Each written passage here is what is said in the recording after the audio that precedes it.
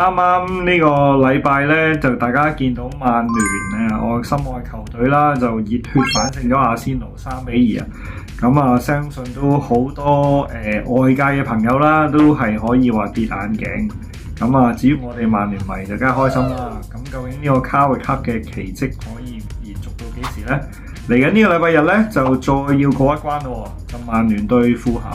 咁啊，大家都估計啦，對於曼城同埋阿仙奴呢啲強隊呢，咁曼聯就其實就控球會比較少嘅。咁對於富咸呢種球隊，大家估計曼聯控球會比較多啦。當你主要有波在腳嘅時候，又能唔能夠做到進攻，組唔組織到進攻，打唔打得出佢之前比較優秀嘅防反呢？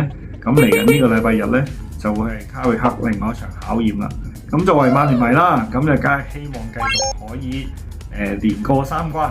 咁就其實大家榜首個名次呢，其實一個第4，一個第7嘅。咁啊，同埋近來曼聯對富咸呢都冇乜甜頭嘅，近2仗都輸嘅。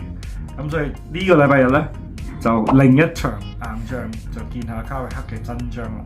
咁我哋作為曼聯迷嘅，繼續支持曼聯，呢個禮拜贏多場。